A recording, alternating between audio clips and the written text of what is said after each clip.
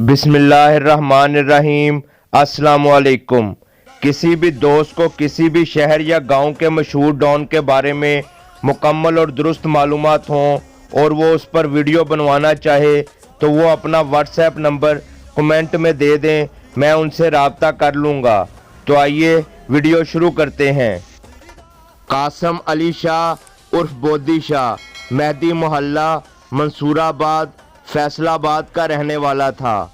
इनका ताल्लुक बुखारी सैयद बरादरी से था। ये 6 बहन भाई थे। कासम शाह उर्फ बोदी शाह के वालिद बैंक मुलाजम और शरीफ इंसान थे। कासम उर्फ बोदी शाह पर 21 से ज़ायद मुख्तलिफ संगीन नौयत के मुकदमात दर्ज हुए थे, जिनमें कत्ल, इक़दाम कत्ल, अगवा बराए तावान और नाजायज़ फरोशी वगैरह के मुकदमात थे। फैसलाबाद के मशहूर डॉन राठू चट्ठा से कासम शाह के करीबी ताल्लुकात थे। कासम उर्फ बोदी शाह ने जराइम की दुनिया में कदम सन 1995 में रखा, जब वो हाई स्कूल गट्ठी में पढ़ता था, और तब बोदी शाह ने पहला कत्ल किया और पकड़ा गया, जेल गया और कुछ अरसे बाद जमानत पर रिहा हो गया। बाद में मुखालिफ पार्टी से सुलह हुई। सन 2002 में बोदी शाह ने जौहर कॉलोनी में 3 बंदों को गोलियां मारी और इस पर पर्चों की तादाद बढ़ना शुरू हो गई। बोदी शाह फिर गिरफ्तार हुआ और जेल भेज दिया गया। सन 2005 में जेल से रिहा हुआ और मुखालिफ ग्रुप पर दबाव और असर व रसूख इस्तेमाल करके सुलह कर ली। सन 2007 में कासम उर्फ बोदी शाह ने अगवा बराए तावान की वारदात की, तावान वसूल किया। इस वारदात में बोदी शाह को पुलिस ने गिरफ्तार कर लिया। इस वारदात में बोदी शाह का छोटा भाई ताफे शाह भी शामिल था। कुछ अरसे बाद ये फिर जमानत पर रिहा हो गए। सन 2010 में बोदी शाह ने अपने दोस्त के कत्ल का बदला लेने के लिए अपने साथियों के हमरा इंसदादे दहशतगर्दी की अदालत के बाहर मुखालफिन पर हमला किया, जिसमें काफ़ी नुकसान हुआ। इसी दौरान बोदी शाह के ताल्लुकात चौधरी अलियास जट बंदेशा से भी बन चुके थे, जो कि गोजरा और फैसलाबाद के मशहूर दुश्मनदार और साबका MNA थे। बोदी शाह चौधरी अलियास जट के भी काफ़ी काम आया करता था। सन 2011 में बोदी शाह ने 2 आदमियों के साथ मिलकर नाजायज़ फरोशी शुरू कर दी। बोदी शाह ने बड़े पैमाने पर यह धंधा शुरू कराया, मगर कुछ अरसे बाद ही इसके उन दोनों आदमियों से इख्तलाफात पैदा हो गए।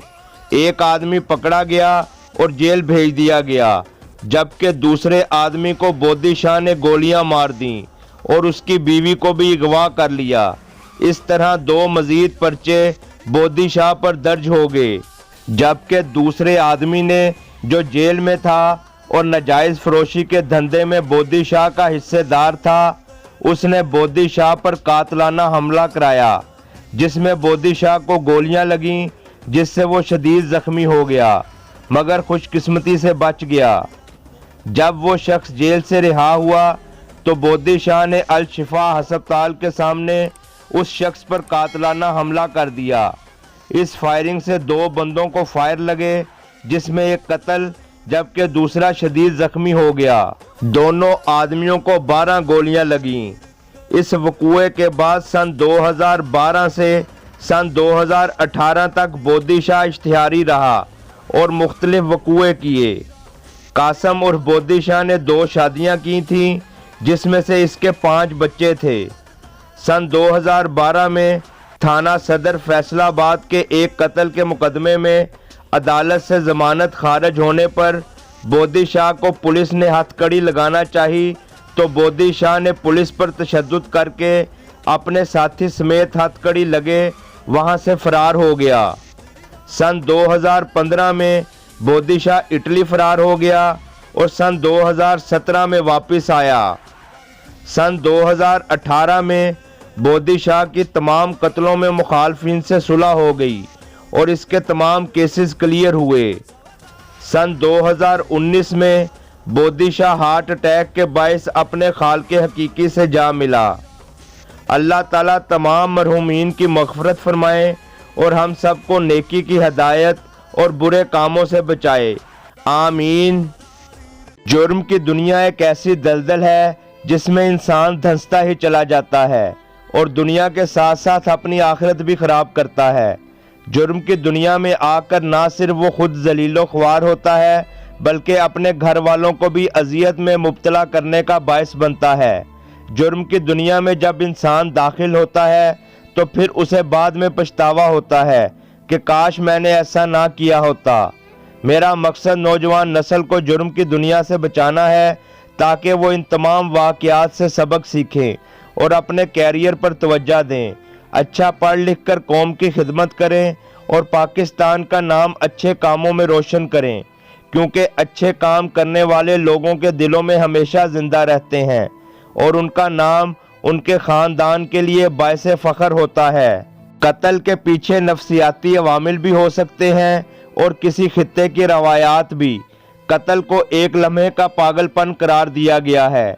इस एक लम्हे के पीछे कोई हादसा, वाक़या या कोई और ही ड्रामा होता है जिसके असरात अंदर ही अंदर काम कर रहे होते हैं।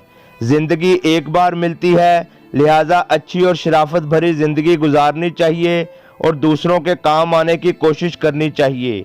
मेरी तमाम वालिदैन से गुजारिश है कि अपने बच्चों की तालीम और तरबियत पर ख़ास तवज्जो दें और उन पर कड़ी निगाह रखें ताकि वो अच्छे और शरीफ शहरी बन सकें और मुल्क पाकिस्तान की तामीर और तरक्की में अपना अहम किरदार अदा कर सकें, क्योंकि माँ की गोद को अवलीन दरसगाह कहा गया है। उम्मीद करता हूँ आपको वीडियो अच्छी लगी होगी।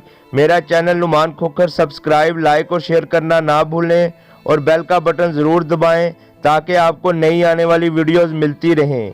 इसके साथ ही मुझे इजाज़त दें। अल्लाह हाफिज़।